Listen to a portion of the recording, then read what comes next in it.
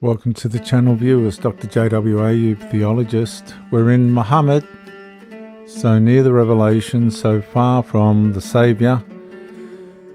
Episode 37, when obedience started overriding conscience.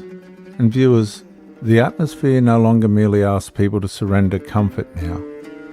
It increasingly asks them to surrender themselves.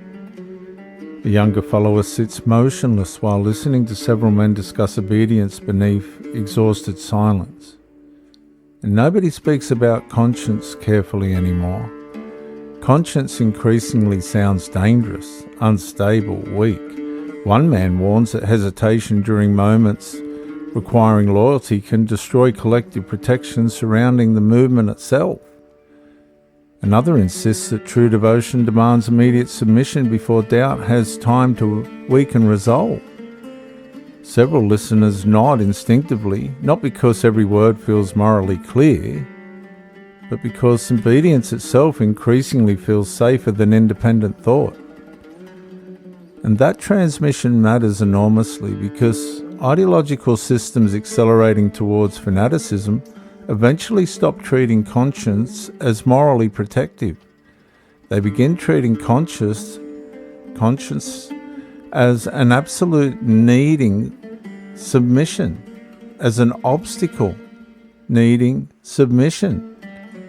And the generation deepens their viewers, not through immediate madness initially, through progressive surrender, through emotional exhaustion, through the gradual replacement of internal moral evaluation with external authority.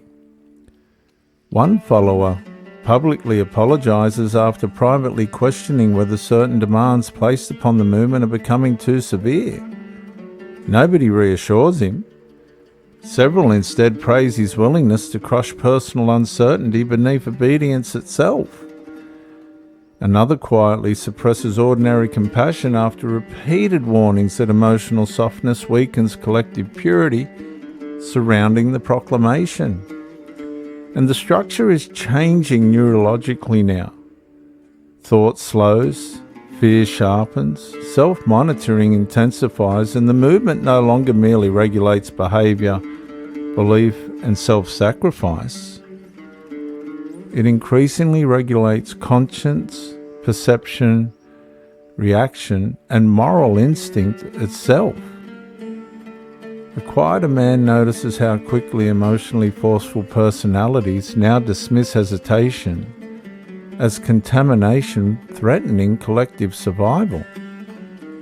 Another forces stronger public certainty outwardly because visible obedience increasingly functions as protection against scrutiny, isolation and suspicion. Viewers, nobody openly says your conscience cannot be trusted. Nobody needs to. The atmosphere already teaches that. And the pressure grows heavier there, viewers, because once obedience becomes morally superior to conscience, human beings slowly begin surrendering their internal restraint systems to collective certainty itself.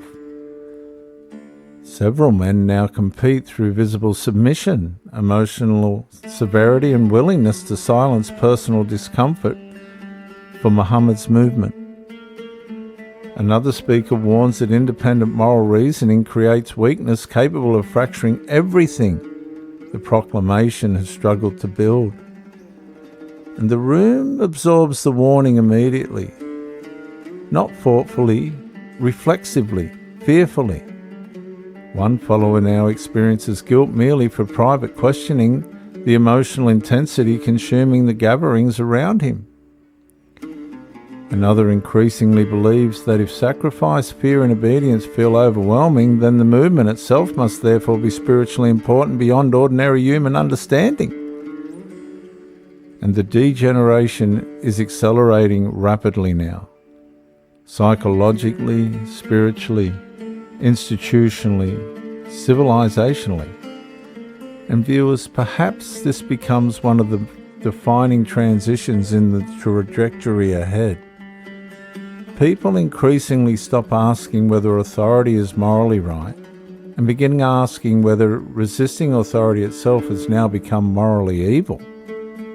And the movement no longer merely asks for devotion, it increasingly asks human beings to distrust themselves entirely. And once conscience becomes psychologically fused with danger, fanaticism itself can rapidly begin appearing morally beautiful, long before people recognize how completely the atmosphere has consumed human individuality itself.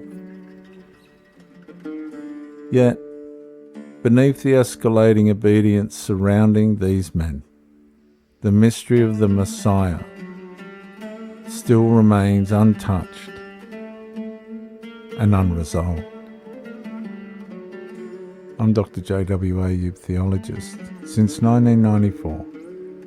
Like, subscribe, comment to educate me, and share to help somebody else. I'll see you in the next episode when death started looking holy.